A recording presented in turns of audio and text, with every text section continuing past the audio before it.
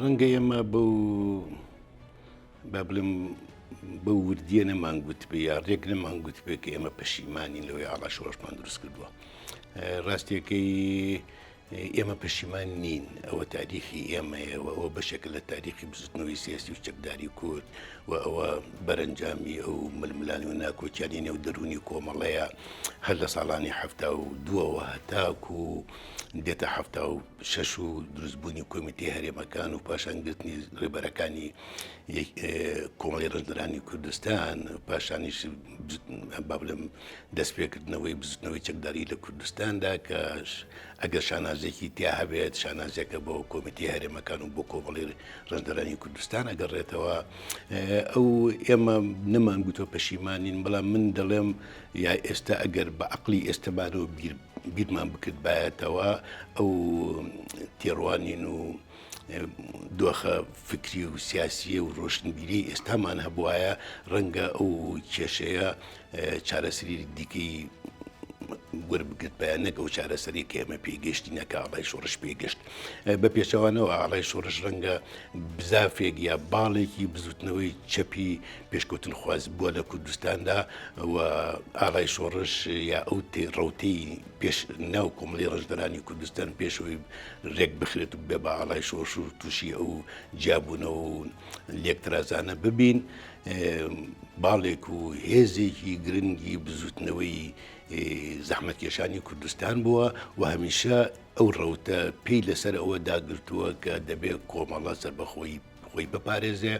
دەبێت کۆمەڵە خەتی چینایەتی خۆی بپارێزێ، دەبێت کۆمەڵە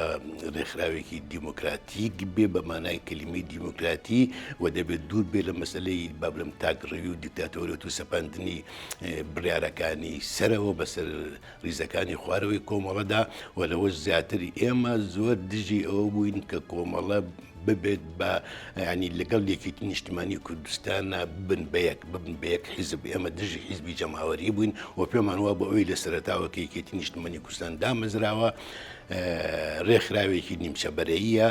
دەکرێت ڕێکخراوی جیاوازی تیابێ، باڵی جیاوازی تیابێت، تیاری جیاوازی تیابێ و لە پرۆسەی خەباتی چەکداری و سیاسی لە کوردستاندا ئەم نیمچەبەرەیە بێت بە بەرەیەکی فراوانتر نەک بێ بە یەک حیزب و یەک سەرۆک و یەک سەرکردەی هەبێت. من بۆیە دەڵێم ئێستا کە بە عەقلی ئێستەمەوە بیر ئەەکەمەوە چونکە ئەو کاتەی ئێمە دەرکمان نەئەکرد کە ئەنجامەکەی بەوە دەگات. ئێمە پێمان وا بوو کە یەکێتی نیشتیمانی کوردستان ئەو سەردەما بای ئەوەنە ئازادی و دیموکراسی تایە ئەگەر ئێمە لەگەڵ باڵێکی یەکێتی کۆمەڵی ڕژدەرانی کوردستان هەڵناکەین و ناتوانین لە یەک ڕێکخراوە بین، دەتوانین ئێمە جابینەوە بین بە باڵی چوارەم ناوێکێتی نیشتیمانی کوردستانە، بەڵام دیارە یەکێتی نیشتیمانی کوردستان ئەوەی قبوڵ نەکرد لە ئەنجامدا و ئێمە با بڵێم بەتەجدید ئەلەو حاڵەتە دەتوانین بین ئاڵای شۆڕش لەجاتی ئەوەی کە ئێمە پێمان وابێ یا ئەوەی کە ئێمە بە هیوای بووین کە بتوانێ قازانجێکی ئەجگار زۆر بستن ئەو ڕۆتەی کە ئاڵای شۆڕشی لێ دروستکرا قازانجێکی ئەجگار زۆر بە بزوتنەوەی سیاسی و چەکداری لە کوردستانە بگەێنێ، بەرەنجامەکە بە شوێنێکی دیکە گەشت، ینی جیابوونەوە و لێدان لە ئاڵای شۆڕش وای کرد هەم کۆمەڵە لاواز ببێ، هەم یەکێتی نیشتیمانی کوردستان لاواز بێ و هەمیش کۆمەڵێک کادر و ئەندامی پێشکەوت و ڕۆشنبیری نێو کۆمەڵە سەرگردان ببن، هەندێکیان بە ناچاری تەسلیم بە حکوومەتی عێراق بکرێنەوە، هەندێکیان کوردستان بەجێ بهێڵن، نەکرێ لە ناو کۆمەڵە لە ناو ڕێکخراوەکانی دیکەی یەکێتی نیشتیمانی کوردستانیش بوون لای باڵی شۆڕشگەران کۆمەڵێک کادری ئەجگار باشە بوو کە ئەو زەبرەیان بینی بەر ئێمە کەوتووە ئەو سیاسەتە دژە دیموکراسی کە بەرامبەر بە ئێمە بەکارهێنرا وایان کرد ئەوان یەکێتی نیشتیمانی کوردستان بەجێهێش بەبێ ئەوەی هیچ پەیوەندێکیان لەگەڵ ئاڵای شۆڕش هەبێ، بەڵام خودی ئەو پرۆسەی کە جێبەجێکرا لە کوردستاندا خەڵکانێکی ئەجگار زۆری دڵسات کردەوە و کوردستانیان بەجێهێشت و ڕۆشتنە ئەوروپا. بۆیە من دەتوانم بڵێم ئەمە مێژووی ئێمەیە، مێژوویەکە ئێمە بەرهەممان هێناوە بە هاوکاری نارەکانیشمان هەتا ئەمە مێژوو ئەوەیە کە کەسەکان و ڕێکخراوەکان و ئەوەکان بەرهەمی دەێنن، بەڵام ئێتر ئەگەر خراپ مامەڵە لەگەڵ ئەو ڕووداوانە بکەی مێژوویەکی خراپ دێتە پێشەوە، بەڵام ئەو مێژووە بە چاکی و بە خراپیەوە من ڕاستیەکەی هەرگیز لێ پەشیمان نیم، بۆ شانازیشی پێوە ئەەکەم چونکە عەقڵ و تێگەیشتن و دەرکی من بۆ سیاسەت، بۆ فکر، بۆ ڕۆشنبیری، بۆ حیزب ئەو کاتانە هەر ئەلەو ئاستا بۆ کە ئێمە بەو شوێنە گەشتوین ئەگەر هەردوو لامان هەندێک هەڵەمان نەکرد باە هەندێک شتی تایبەتمان لێک نایەتەوە بەژەوەندی گشتی یەکێتی نیشتیمانی کوردستان و بزوتنەوەی سیاسی و چەکداری کوردستانمان لە بەرچاو بگرت باە ڕەنگە دۆخەکە بەو شێوەیە نەگەیشت باە کە گەشتوشە ئێمە وەکو شەخص جارە زۆر ئازارمان پێوە چێژاوە و زۆر کاری تێکردوین و هەتا من لە شوێنێکیش باسم کردووە کە من پاش ئەوەی لەو دۆزەخە دەرباز بم عیندە دۆزەخی ئەنفال و دۆزەخی زیندان و ئەوانەوە دەچمە ئەوروپا پاشتر ینی من 2 ساڵ 3 ساڵی مشتۆ بۆی بتەوە من لەتوی دەرونیەوە بمەوە بە کەسێکی ئاسایی بۆیە من بەش بە حاڵی خۆم لە مێژووی خۆم بە چاک و خراپیەوە پەشیمان نیم.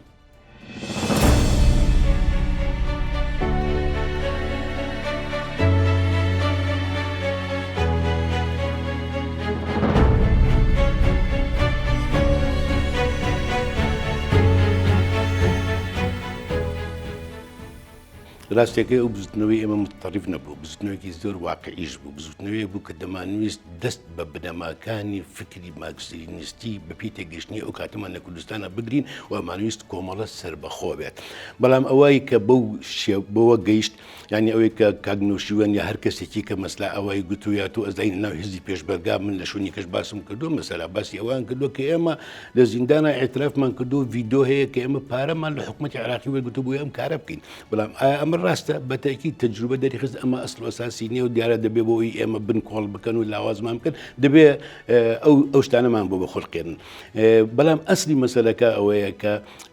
ینی ئێمە دەرکمان بەوە نائەکرد کە لە نێو بزوتنەوەی چەکداریدا ئەو فەزا دیموکراسیە نییە کە تۆ بتوانانی بە شێوەیەکی ئاشتیانە و دیموکراسیانە ئەم کێشانە بەلادا بکەیت و ئەومان لە بەرچاو نەبوو کە هاوڕێکانی خۆمان فێڵمان لێ دەکەن و ڕامان ئەکێشن بۆ شوێنە کە ئێمە نەتوانین پاشە کشە بکەین بۆی بتوانن ئەو بەرنامەی کە خۆیان هەیە جێبەجێ بکەن لە تاریخی کۆمەڵدا زۆر کێشە و گرفت هەبوو بۆ لە ساڵی 1972دا کۆمەڵێک لەسەرکردە و کادیرەکانی کۆمەڵا باشە بۆهۆی جیاوازی بیر و ڕاوە ئەوەی کە کەسێک ئەم کۆمەڵەیە دەبێت حیزبێک بێ بە حیزبێک یا بە ڕێکخراوێکە ڕێکخراوی کرێکەکان و زەحمەتکێشانی هەموو عێراق بێ باکی لایەنەکەی دیکەی کۆمەڵە مەسەلا داون نەخێت ئەمە تەنزیمێک لەسەر ئاستی کوردستانی عێراقە نەک لەسەر عێراق لەسەر ئەمە باشە جیابوونەوە ڕوایە بەڵام ئەو کاتە لە شارە کە ڕێکخراوێکی شنیهێنیش بۆ زۆر دیموکراسیانە ئەم جیابوونەوە ئەبێت و ئەوانەی کە ئیدعای عێراقچێتی ئەکەن لە ناو کۆمەڵە بۆ خۆیان جیا دەبنەوە دەچن حیزبێکیکە دروست دەکەن بەڵام لە شاخە و لە نێو جەنگا و لەژێر لولەی تفەنگە ئەم فەزا دیموکراسیە ناخڵخێت یان نەیانویست بیقڵقێن خۆ ئەگەر بیشتیان ویست بایە ئەگە بۆن منە ئەگەر ئێمە لە کۆمەڵە جیابینەوە باشە بەڵام یەکێت نیشتمانی کوردستان بەجێ نایهێڵین هێزی پێشمەرگە بەجێ نایهێڵین لاوازی ناکەین مەسەلا هۆ ئەگەر ئێمە وەکو باڵی چوارەم لە یەکێتی کاتمان بکرد بە پێچەوانەوە هەم کۆمەڵە بەهێزە بوو هەم یەکێتی نیشتمانی کوردستان بەهێز دەبوو هەم سدرمی بزوتنەوە چەکداریەکە لە کوردستانە بەهێزترە بوو نا بابەتی شخصی نەبوو من پێم وابێ بڵین ئەو برادران دواتریش دەرکەوت کە سەرکردەکانی هەردوو لایەنەکە بوون وەکو شتی شخصی هیچ ڕقیان لە یەکتری نەبوو پاشانیش پێکاتنەوە لەسەر چەندی جای لەسەر مێزێک دانیشتون و هەمان ڕەفاقەتەکە اینجارانیان دروست کردەوە بەڵام ئەسلی مەسەلەکە مەسەلەی دەسەڵاتە ینی سەرکردایەتی کۆمەڵەی ڕژدرانی کوردستان و مامجەلال و یەکێتی نیشتمانی کوردستان پیان وا بوو ئێمە ئەگەر بین بە ڕێکخراوێکی باڵی چواری ناوێکێتی نیشتمانی کوردستان ئەمە وا دەکا لایەنەکانی کە بنکۆڵ دەکرێت کۆمەڵی ئەو لا لاواازتر دەبێت باشە و ڕەنگە ئەوە سەردەمێکی نیشتمانی کوردستان ئەوە بکە بە قووت بکە بەڵام ئەوان دائیمەن خەسەتێکەیە لە سەرکردە سیاسەکانی کووردا بەگشتی باس هیچ کەسێک ناکەم کە ئەوش ئەوەیە هەمیشە هەوڵ ئەدا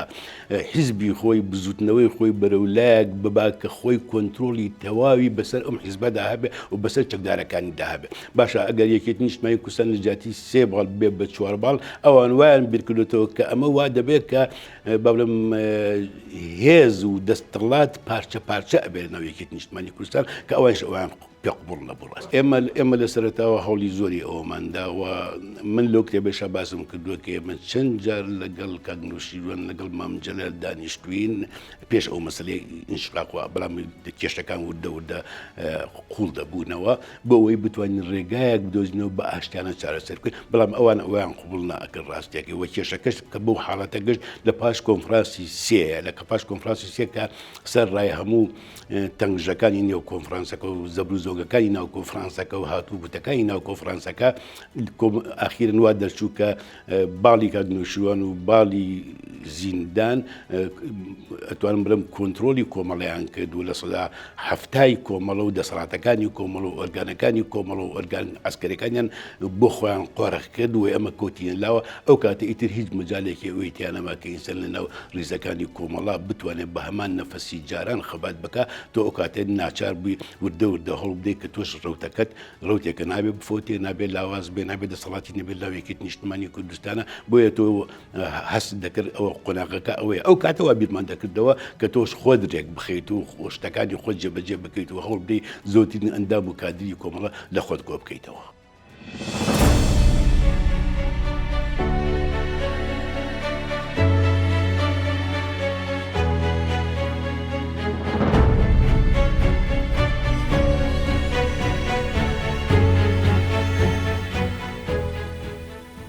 ئەو کۆنفرانسە با بڵێم بەرهەمی کێشە و ملمانەکانی کۆنفرانسی یەک و کۆنفرانسی دوو بوو و هەر لەس کۆنفرانسی یەکیشەوە با بڵێم کۆمەڵێک کێشە و گرفت و ناکۆکی و ملمانەی سیاسی و شخصی لەناو کۆمەڵات دەرکەوت و ینی وای لات بوو بە تەکەتل و گروپکاری. من لەوێشە باسی ئەوم کردووە کە ئەو گەنجانەی کە لە پاش کاک ئارام خۆیان بە میراتگیری و کۆمیتی هەرێمەکان ئەزانین و گروپێک بوون ڕوتێک بوون لەناوێکیتی لەناو کۆمەڵی ڕێدرانی کوردستاندا ئەو نەکسەیە ئەو کارەساتی بەسەر کۆمەڵدا دێ لە ساڵی 1975 و دواتر ئەمە وا ئەکاکە کۆمەڵی لەسەرکردەکان لە زیندان بن پاشان کاگنووشوان لە دەرەوە بێتەوە بە پاشێت بوونی کاک ئارام لەبەرەوەی ئەو برادرانی کە جێنشینی کاک ئارام بوون هیچیان لە خۆیان ڕانەبینیەوە بتوان درێژە بەسەرکردایەتیکردنی کۆمەڵ و ڕێبەرایەتیکردنی کۆمەڵە بن بەڕسمی داواکن کاگنووشوان بێتە ناو کۆمەڵە و بێ بە سکرتێری کۆمەڵە. باشە مەبەستمە ئەوەیە ئێستا ئیتر ئێمە لە ساڵانی هەشتاکانە لە وەزعەتێکان کە سێ گروپەیە هەر گروپێکیان خۆیان بە شایستی ئەوە زانن کە ڕێبەری کۆمەڵە بن.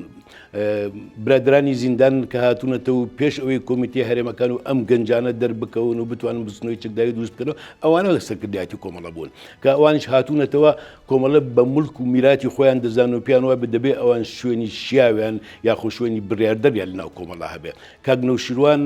خۆی و گروپێکی لێ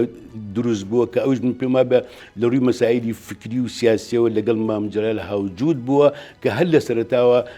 بڕوای بە مەسەلەی تەنزیمی مارکسیست لینیستی و چەپۆوانە نەبووە و کاری کردو بە میتۆدی خۆی و وردە و لەسەر خۆ بۆ ئەوەی وا بکرێت کە لە ئەنجامە کۆمەڵە بێ بە بەشێک لە یەکێتی نیشتمانی کوردستان یاکو لە ناو یەکێتی نیشتمانی کوردستانە بتوێتەوە. ینی ئەم سێ گروپە هەر سراعەکە سراعی دەسەڵاتوە بەشی یەکەم ڕەنگە لە لایەکی دیکەشەوە سراعی فکری و سیاسی بوو بێ بۆەوەی کە ئێمە مەسا بە جۆرێکی دیکە بزوتنەوەکەمان بینیوە کۆمەڵەمان بینیوە پاشەڕۆشی شۆڕشی کوردمان بینیوە و ئەوان بە نوعی کە بینیوانە هەر ئەوەشی کە لە ساڵەکانی دواییە مەسەلا هەندێک دێنەوە مەسەلا شۆڕشی مەسەلەی کورد یەک مەسەلە یاخود چەند مەسەلەیە کە مەسەلا تەنزیری بۆ ئەکەن کە هەموو بزوتنەوەی سیاسی و جەماوەری و چەکداریش لە کوردستانی گەورەدا لە هەر چوار پارچەکە دەبێت پێکەوە بەسرێتەوە کە ئەمە خۆمان دژی ئەوە بووین مەسلەی ماوەمانە بینی کە کێشەی با بڵێم مەسەلەی شۆڕشی چەکداری بە تایبەتی هەتا شۆڕشی سیاسی ئەوانە کە ئەمە لە پێناوی دابینکردنی داخوازیەکانی میلەتی کووردا خەبات ئەکات لە هەر پارچەیەکە جیاوازە باشە لە بنەڕەت تا پەیوەندێکیان بەیەکەوە هەیە بەڵام لە ڕووی تەکتیک و استراتیژ لە ڕووی ئەوەیە کە تۆ بەکردەوە چ کارێ دەکەی پێمان وابێ ئەمە دەبێت هەر لە کوردستانی عێراق و دژ بە ڕژیمی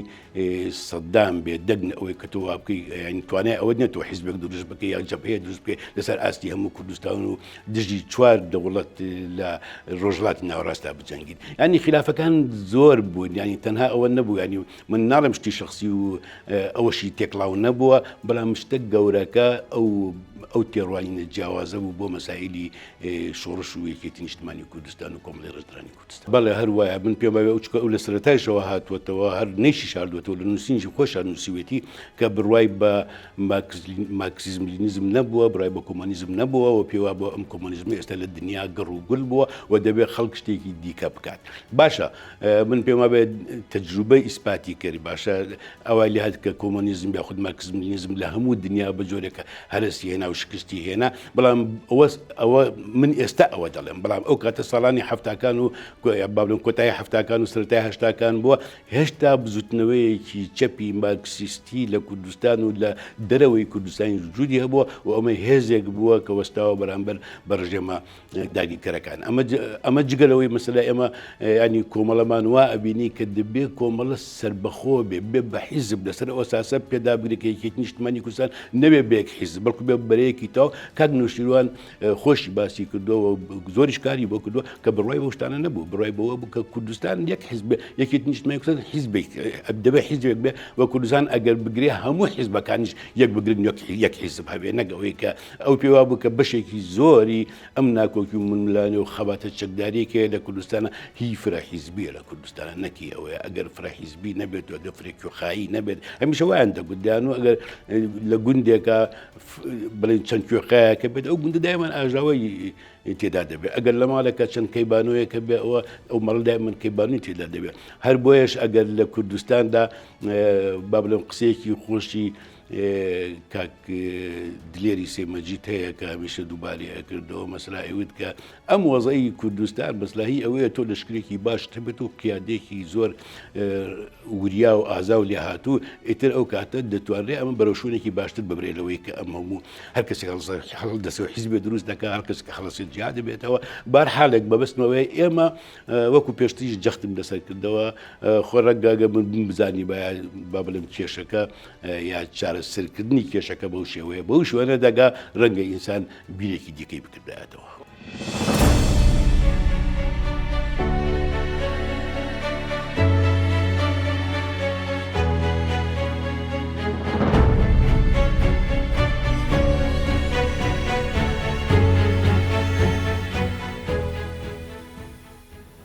دروستە ئێمە با بڵێم ئەگەر چی مەلا بەختیار خۆی لە ئەندامی شاندەکەش بوو لە قۆناغی یەکەمە و ڕۆژتە بەغا، بەڵام ئێمە بەگشتی ئەو ڕەوتەی ئێمە لەو هەلوو مەرجەدا پێمان وا بوو کە مفاوەزەت بە شوێنێ ناگا. ئەو بۆمانایەن ئەوە نییە ئێمە دەرکمان بۆەوە نەکردوێ کە مفاوەزاتێکەکە لە خەستەتە گشتیەکانی بزستنەوەی چەکداری کورد لە کوردستانی باشوورە ولا هەر لە تاریخەوە هەر لە سەرەتاوە کە دروست بوو ئەمە مفاوەزات بووە، مساوامات بوو، دانیشتن بووە، بەڵام ئەنجامێکی نەبووە ئەو کاتە. بەڵام ئێستا لە ساڵی 1970 ئەگەر چی شەڕی ئێران و عێراق هەبوو شەڕێکی زۆر خست بوو، بەڵام ئێمە پێمانەوە بوو هێشتا ڕژێمی سەدام بای ئەوەندە بەهێزە کە بتوانێت با بڵێم ململانێ لەگەڵ ئێمە بکاوە، بتوانێت هیچ جۆرە مساومێک دانوستاننا لەگەڵ یەکێتی نیشتمانی کوردستان نەکەوە کورد ناتوانێت شتێکی دەست بکەوێت. من پێم وابێ ئەوەی کاک بەختیار باسیێکدا من ناتوانم ئەوە بکەم، چونکە ئەوە کاک بەختیار کەسێک بۆ ئەندامی سەرکردایەتی کۆمەڵ و یەکێتی بوو، مثال هەم لە مامجار نزیک بوو، هەم لە کاک نشوان نزیک بووە. ئەو شتانە شتێکن دەبێت تەنها ئەو یا کەسی ئاوا کە خۆیان لە ئەوە بوون قسەی لەسەر بکەن. بەڵام من ئەوەی کە دەرکی ئەەکەم یا ئەوەی قسەکانی مەلا بەختیاری ئەخوێنمەوە، کاک نشوان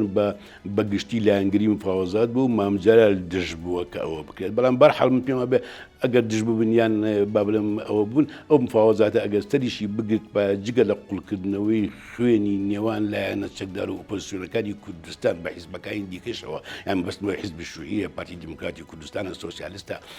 ئەمانە کە هەبوون، ینی ئەمە ئەگەر سەریشی بگرت وای لێ کرد بە شێوەیە لە شێوەکان ئەگەر ئەوە نەهاتە ناو بازنی مفاوەزاتەکەەوە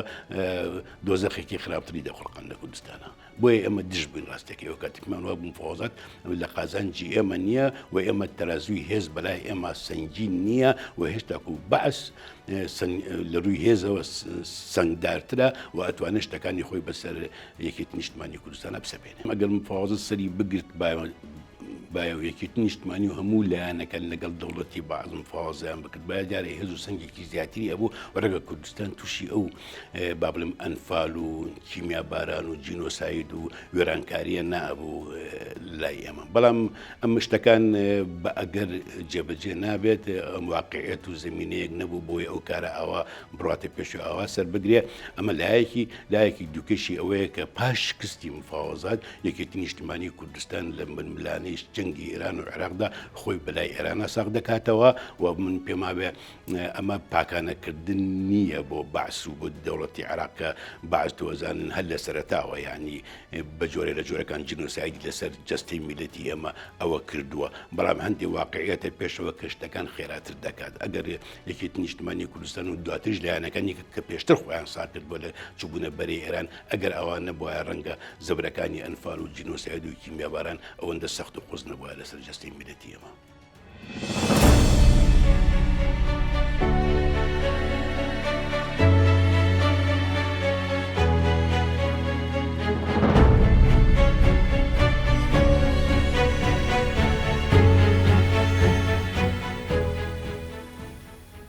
ڕاستیەکەی من دەتوانم بڵێم هێزی پێشمەرگەی کوردستان لە ناوەڕاستی هەشتاکان بەدواوە یعنی ئەو هێزە پخت و پاکە نەبوو چکە با بڵێم هێزێک بوو لەسەر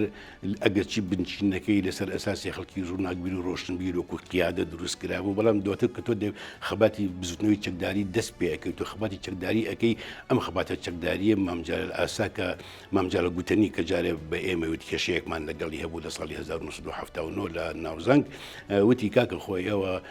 ینی ئێوە ڕاستە ڕۆشنبیرن خوێنەوارن بەڵام خۆ من شۆڕشەکەم و شۆڕشیش هەموو چینەکانی پێویستە هەموو خەڵکانی پێویستە و دیارە لە ناو خەڵکی عاشایری شایتر ئەم جۆرە خەڵکانە وردە با بڵێم خەسەتەکانیان تەشەنە ئەکا ڕاوڕوو دەست پێەکە پارەکۆکردنەوە دەست پێەکە ئیتر کە شەڕێکی ئاواش دەبێت و شوێنێکێک و بێت دواتە ئەگیرێ زۆر ئاساییە مەسەلا پێشمەرگەیەک ئەگەر کاتی خۆی چوزانمانی چەکێکی فرۆشت بێ بۆ ئەوەی پێی بژی ئێستاگە کە ئەو هەموو شتانی کە لە بەدەسیاتی ڕەنگە زیاتر کۆبکات و زیاتر بدسێ ئەو قسەی کە جەنابەت باس کرد ئەوە تەنها من جۆم نەبووە هەموو ئەو خەڵکانی کە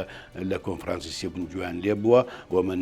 تەحەدا ئەکەم ئەگەر کەسێ بڵێ مامجار ئەو قسەی نەکردووە مامجار بێئەمەل بوو لەو هێزەوە پێی وا بوو ئەم هێزە هێزی ڕاوڕوتە و دەبێ ئەم درێژە بە مفاوەزات بدەین بۆی بتوانین هیچ نەبێ پاکسازیە ناو هێزەکەی خۆشمانە بکەین و هێزێکی تۆکمە دروست بکەین. مامجار خەسڵتێکیە بوو هەمیشە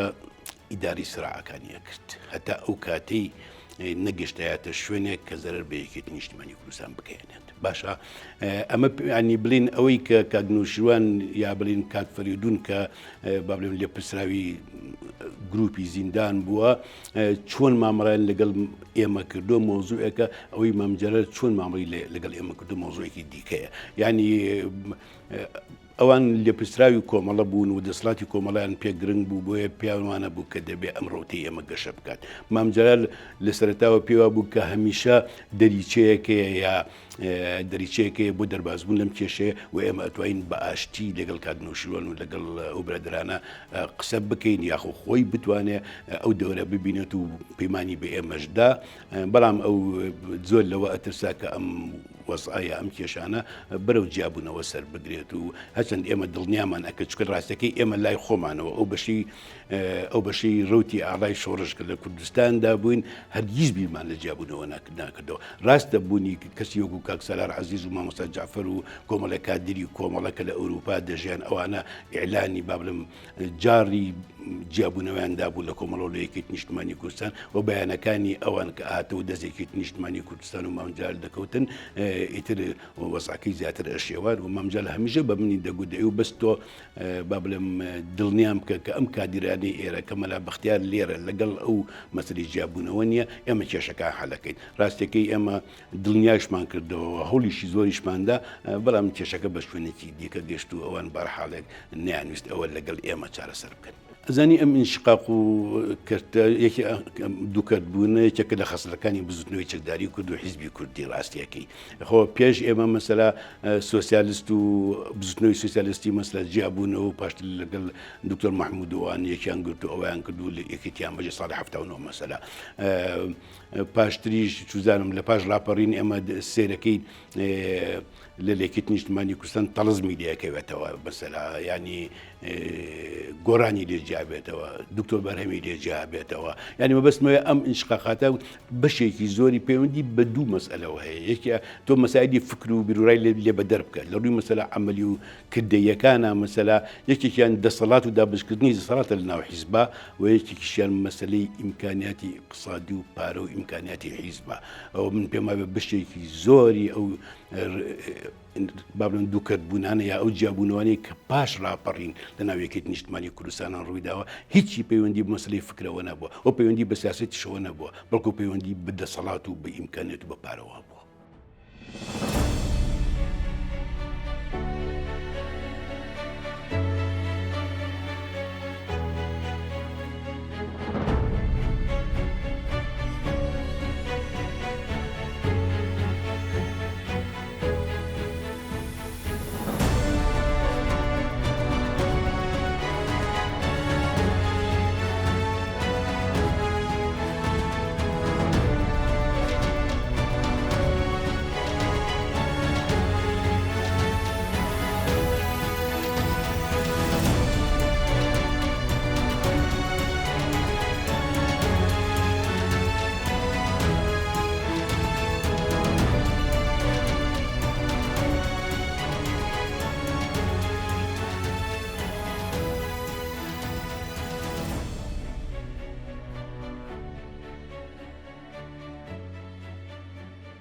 من دەتوانم بڵێم لە سەدا هەفتای مەسئلەی فکری و سیاسی بوو لە سەدا سیەکەشی پێکەوە هەڵنەکردنی ئەو سەرکردانەی هەردوو لا بوو کە ئەم کۆمەڵایان بڕێوە برد و ئەم ئاڵایشۆشیان بڕێوە برد. ئەو دوو گروپە کە بۆم باس کردی هەم گروپی کاک نوشیوان هەم گروپی کاک فەریدون و زیندان ئەوان تا سەر ئێسک دژی ئەو ڕۆتەی ئێمە بووین کە پاشتر بوو بە ئاڵایشۆڕش و دیارە ئەوان وردە وردە کاریان بۆ ئەکرد وەکوتم کارکردنەکانی ئەوان و بەرنامەکانی ئەوان لە کۆنفرانسی یەکەوە دەست پێەکە لە دوو وردەوە هێشتا بەلایەکە ناکەوێت بەڵام لە بینی دوو کۆنفرانسی دوو کۆنفرانسی سێدا ئیتر ئەوان کاری جدیان بۆ ئەوە کردووە کە بتوانن ڕۆتەکەی خۆیان بەهێز بکەن و لە کۆنفرانسە بەرنامەی خۆیان و سیاسەتی خۆیان و فکری خۆیان بسەپێنن بدە و کۆمەڵە. لە بۆ نمونە بۆکوتم ئەم خۆبا من یەک قسەی کاگەزت هەورامی ڕەحمەتی شید کاگەزت بێنمەوە کە لەو دانیشتانی خۆمانە پێش جیابوونەوەوانە باسی ئەکرد لەگەڵ من ئەیود ئەمە کۆمەڵەیە کە تۆ دەیبینی باشە ئەمە کۆمەڵەیە بە کێشەکانیەوە بە گرفتەکانیەوە باشە ئەگەر کۆمەڵە جیابێتەوە تۆ بەشێ لە کۆمەڵە جیا بکەیتەوە بەروکوێ ئەڕوا چی لێ دێ حیزبی عیار 24 مارکسیسی لێ دروست ئەەکەی قسەکەی تەواو ڕاست بوو ئەو کاتە قسەکەی تەواو ڕاست بوو چونکە ناو ئاڵایشۆڕیشە دواتر ئیتر کێشەی شەخسی ململانی دەسەڵات ئەمە دروست ئەبێت و ینی وای لێ دێ کە من ئەتوانم بڵێم خۆ ئاڵایشۆڕش یا ئەو کادرانی ئاڵایشۆڕش پاشگرتنی ئێمە کە جیابوونەتەوە و چوونەتە زیە و بارەگەیانداناوە لە کادرە زۆر باشەکانی ناو کۆمەڵی ڕژدرانی کوردستان کادرە ڕۆشنبیرەکانی ناو کۆمەڵی ڕژدرانی کوردستان بەڵام ئەوانیش لێوە پێکەوە هەڵناکەن باشە پێکەوە هەڵناکەن ئەمە جۆرێک لە خەسڵەتە لە خەڵکە سیاسیەکانە هەیە بە حەقیقەت کە زۆر کەم دەتوانن پێکەوە کار بکەن من لەو نقطەیەوە کە ڕۆشتمە ناو کە زێوەم بینی و ئەو وەزعەم بینی من تاو بێئومێد بوو من تاو ڕەشبین بوو من لێوەیتر بێڕمدا ئەگەر با بڵێم کوردستانم بەجێ هێشت و گشتمە شوێنێک بەحوێمەوە من ئیتر بەلای سیاسەتان ناچم چونکە خەڵکە هەرە باش و نزیەکانی خۆت پێکەوە هەڵناکەن اینجا با بڵێم سیاسەتیش دواتر مثل خۆمەوە باس ئەەکەم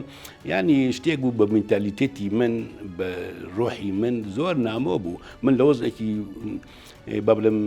زۆر تایبەتە و گەنجێکی خوێنەواری ڕۆشنبیری چوزانم ئەوەی کە دژی بەعس و ئەوە تێکڵاوی سیاسەت و کۆمەڵە بۆ کەسێکی چەپخوازیش بووم بەڵام دواتر تێگەیشتم ئەمە بۆ من نابێ من زیاتر با بڵێم ڕۆحی من زیاتر لە ئەدەبەوە نزیکە لە شعرەوە نزیکە لە خەیاڵەوە نزیکە و سیاست ئەم شتانە قبول ناکە حیزب ئەم شتانە قبول ناکە ڕاستیەکەی بۆیە من هەر کە دەرفەتێکم بۆ ڕەخسا ئیتر شوێن دڵی خۆم کەوتم ڕۆحی خۆم چی ئەویست ئەوەم کرد و لێشی پەشیمان نیم لەوەیان.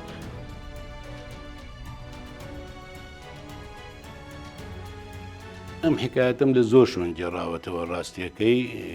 لە زۆر بەرنامەی تر جگەلەوەی لە کتێبەکە هەیە. ئەو شەوێ ئێوارەیەک بوو کە ئێمە لێک جیاب کرابووینەوە، ینی من بە تەنها بووم لە پرزگەی مامجار لە سوچێکی سەرەوەدایان نابووم. ئەو کاتە بوو کە کۆمەڵە کادیرەکانی خۆی کۆکرد بێ و کۆبوونەوەیەکی فراوانی نائاساییان بەست بوو بۆی لەسەر ئێمە بڕیار بدەن و 58 کادری لێ بووە. لەو 58 کادرە تەنها یەک کەس ئیمزای نەکردو. ئەوەش ئەوەیەکە ناوی کەسێکی بەڕێزە، ناوی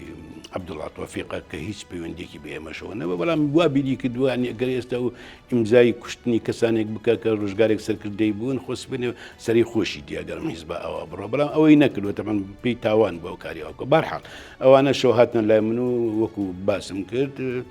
کاک حەمەد تۆفیق زۆر بە احترام و بەڕێزەوە تەوقەی لەگەڵ کردم و دواتر ویستم تەوقە لەگەڵ جەبا فەرمان بکەم، ئەو دەستی نەهێنا وتی دانیشە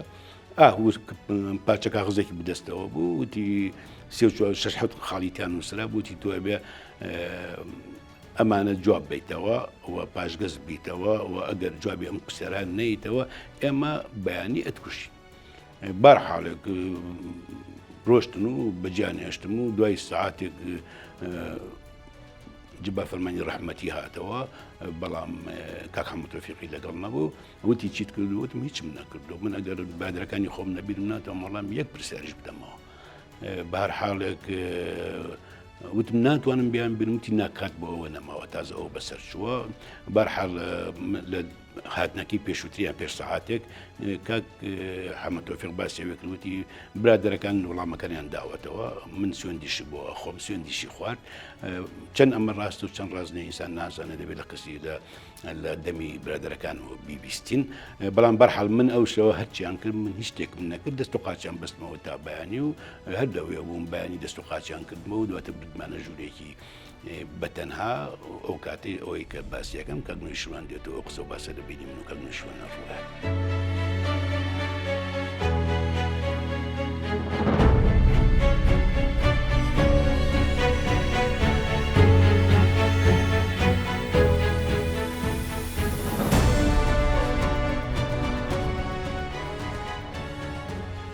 ئەو خاڵانە بێتەوە بڵێن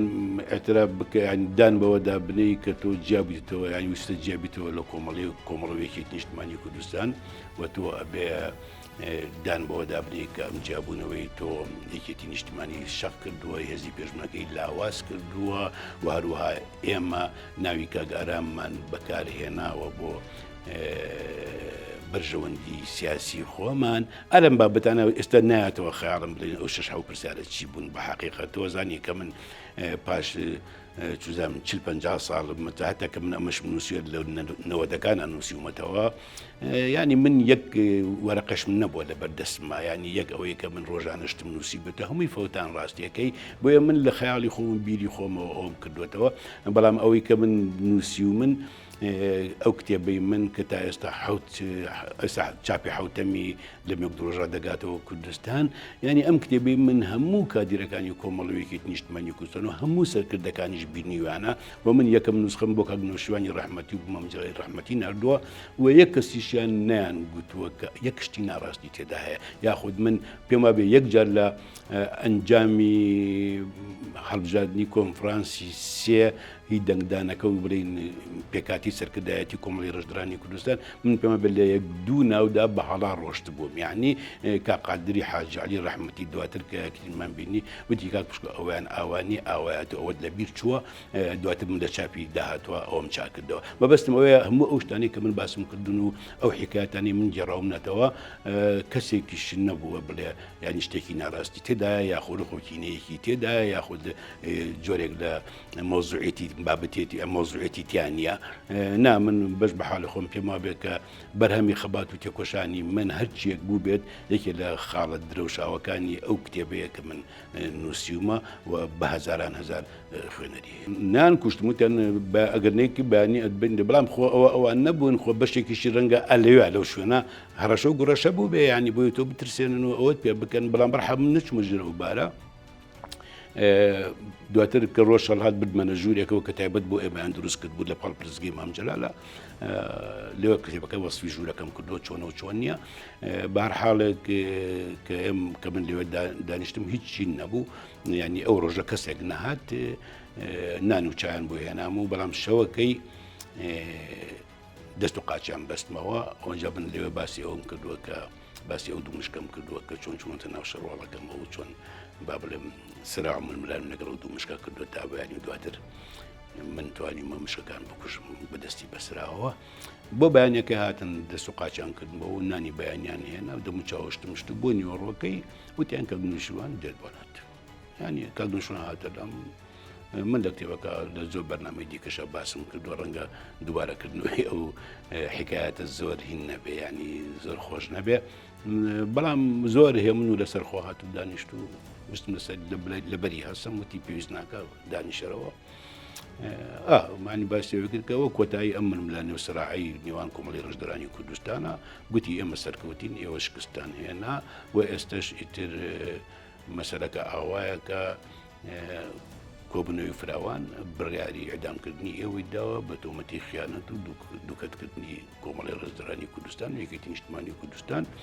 بەڵام جێبەجێکردنەکان داوەتە دەست من و منیش پێم وابێ کە ئەگەر ئێوە هەندێک شت بکەن هەندێک پاشگەز بوونەوە هەبێ لەو مەسەلەیە و هەندێک ئەوە بکە من ئێمە دەتوانین ئەوە بکەین بە ینی با بڵێم حکومی سیاسەتزای دەسەدارەدانەکە یا ڕەمیکردنەکە لابەرین و بیکەین بە سزای زیندان و دواتر بزانین چۆنە بێ ینی من لەوێش باسم کرد بەر حاڵێک من پاش نیو ساعتێک لەگەڵ من دانیشت و دوای ڕۆشت وتی من بەیانی وەرەقەیەکت بۆ ئەنێرین و بەیانی من ئەوە ئەەکەم ینی من چاوەڕێ ئەەکەم ئەگەر ئەوە نەبێت ئیترەوەی ئەمە بڕیاری خۆمان جێبەجێەکەین ڕۆژی دواتر نەگوڵات دوو ڕۆژ دوای ئەوە برایم جار دێتە لای ئێمە من وەکوتم ئەو شەوە من هەندێک شت ئەوەندەی کە پێویست بێت و چوزانم کە گنوشیان ڕازی بکە بۆ بنووسین ینی ینی ئەو شەوە بە تەفسیلی ڕاومەتەوە کە ئینسان چۆن دەکرێت مەسەلا لە ئەنی کارێ بکات بەدەستی هاوڕەکانی خۆی مەسەلا ئێدام بکرێت و تۆ ئەو هەموو خەبات و تێکۆشانەوەتە بۆ تۆ ئەو هەموو خەڵکە دیاوە بە شەهیدکردن پێشمەرگە بووی کادر بووی چوزانم ئەنی من خۆم گەشت بە قەناعەتی ناکرێ من ینی بە سەرسەختی و بە کە لە ڕقی مەسەلا وا بکەم کە ئەوان بتوانن خوێنی من بڕێژن بار حاڵێک من هەندێک شتم دو بابەتانە بۆ نووسی و کاق وەرحاڵ نردمەوە بۆ کاکنەوە شیروان بۆ بەیانی نردیان بە شوێنما با بڵێم وتم بۆ کوێ وتیان بۆ ماڵی کاک فەریدون ماڵی کاک فەریدون لەوێ قاعەیەکی لێ بوو ینی شوێنێکی گەورە بوو هۆڵێک بوو دانیشتین ئیتر بەدرەکان هەمویان لێ بوون ئەم کاک نووشیوانی لێ بوو ئەم کاک فەریدونی لێ بوو هەم هەندێک ئەندامانی ئەحمەد کاک حەموو تەوفیقی لێ بوو هەندێک ئەندامانی مەکتەبی سیاسی و ئەوەشی لێ بوو یەکێتی مەبەستمەوەیە لەوەیە کاک نووشیوان وتی هەر شتێکمان کردووە حەزەکەمەوە بڵێ ینی هەر ئازارێک دراون ئەوە کەسێک مەسئولنی ئێمە مەسئولین و بە فەرمانی ئێمە هەرچیان کردووە لێتان کردویانە کەسێک نێتوانیوە لە خۆراوە بکات بەرحەڵ دواتر وتیان ئەوەی کە من دێوەش باسم کردووە ینی کاک نووشیوان وتی تۆ توانی سێ حاڵەت هەیە کە تۆ توانی یەکی هەڵبژێری ینی بە ئارەزوی خۆت یەکیان ئەوەیە کە بیتەوە بە یەکێتی نیشتمانی کوردستان دووهەمیان ئەوەیە کە لە شوێنێک دابنیشت و ئێمە پارێزگاری لێەکەین لە دیەکە وسێمیشان ئەوەیە ئێمە دانێرین بۆ ئەوروپا بەمەرجێک لەوێ دژایەتی سیاسەتی ئێمە نەکەن و دژی ئێمە نەبن باشە بتم من ڕەنگە حاڵەتی سێهم باشتر وێ بۆ من ناتوانم بمەوە بە یەکێتی و نەشتوانم لە شوێنێک دابنیشم پاشە هەموو ساڵە پێشمەرگایەتی و خەبەتەوە کەسێک بم پارێزی ڕەنگە دێشم پارێزە ینی بار حاڵێک لە ئاخری جەراوتی حەزەکەی برادەرەکان ببینی وتم مەبەستی کاک بەختیار و کاک شاعلیە وتی بەڵێ وتم بەڵێ پێم خۆش وتی باشە یان ئێوارە یان سبەینە دایانێنین بۆ لای تۆ ئیتر ئەو جا بەستمێ کە ئەوانی هاتن لای من اینجا با بڵێم چیرۆک و حکایەتی برایم جەرەل دەست پێ دەکات و کە بۆ نامەوە دێتە ژوورەوە و داوای ئەوە کە ئەبێ ئێوە شتێک بنووسن پێکەوە هەرسێکتان ئیمزای بکەن و پاشگەز ببنەوە و ئەگەرنا سەرکردایەتی ناوەندی کۆمەڵا و کاک نووشیروان برارەکە جێبەجێکەن نەگوەکو ئاڵای شۆڕش هاوڕێی خۆمان بوو بێ بەڵام هاوڕێی خەبات و تێکۆشانی چەند ساڵی ئێمە بووە و ئێمە زۆر نزیک بوندیەکەوە هاوڕێی شخصیش بووین ینی ڕەنگە خزمیش بوو بین مەسەلا هەموو ئەمانە ئیمزایان کردبوو ڕاستی یەک دوو کەس نەی کردبوو پێم وابێ ینی ئەو برین ئەو کاک عەبدوڵڵا تۆفیق ئەوەی نەکرد بوو و کاک ئازادی سەرگرمش هەر نەچوو بۆ کۆبوونەوەکەوە ئەوێ ئەوەش بڵێم.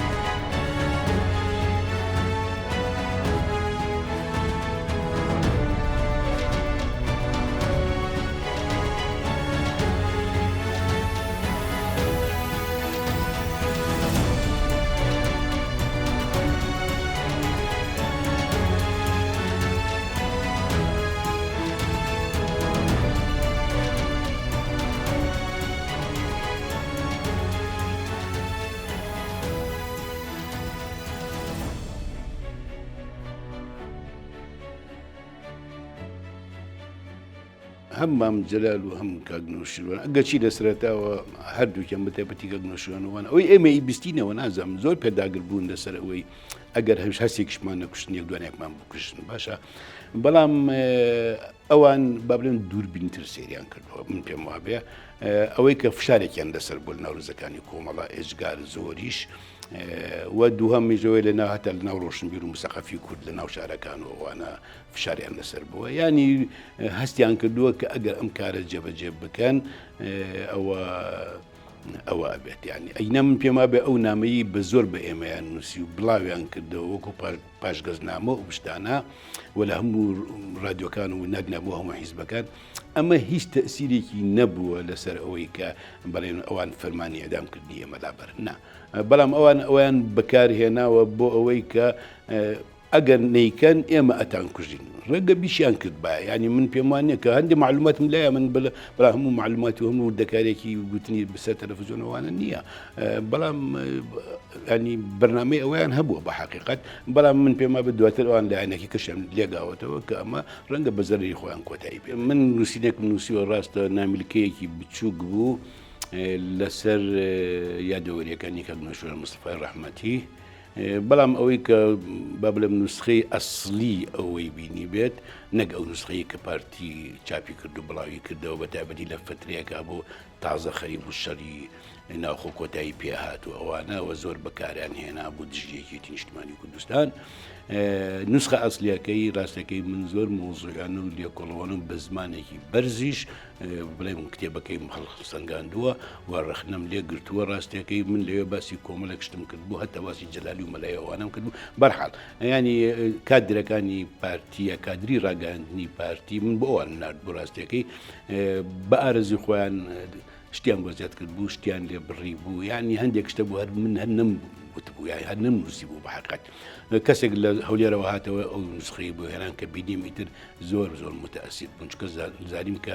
یەکەم هەڵەی من ئەوە بووە کە نەدەبوو لە کاتی وا لێکۆڵینێکی ئەوە بۆ هیچ حیزبێکی کوردستان بنێرم بەحێڕێ بەتایبەتی بۆ پارتی بنێرم چونکە لە کاتێکە کە بینی پارتیوەکێتی ئەو وەزعیتیایە کە هەیە دواتر من ناچار نامەیەکم نووسی بۆ سەرۆکی پارتی دیموکراتی کوردستان کاک مەسعود بەرزانی ئەو کاتە زمانی مۆبایل و شتیش نەبوو ئینتەرنێتیش نەبوو بە فاکس نامەکەم بۆ نارد پاش دوو ڕۆژ ینی هەر ژمارەیەکم وەگرت کە ژمارەی بارەگەی بەرزانی بوو بۆم فاکس کرد نامەکە ئەو نامەم لێ بڵاو کردوێتەوە دواتر کاک سەرۆقادر پاش دوو ڕۆژ تەلەفۆنی کرد و داوای ئەوەی کرد کە بتوانین بە جۆرێک ڕێک بکەین و مساومە بکەین و ئەوان پەشیمانە بنەوە لەوەی کە کردویانە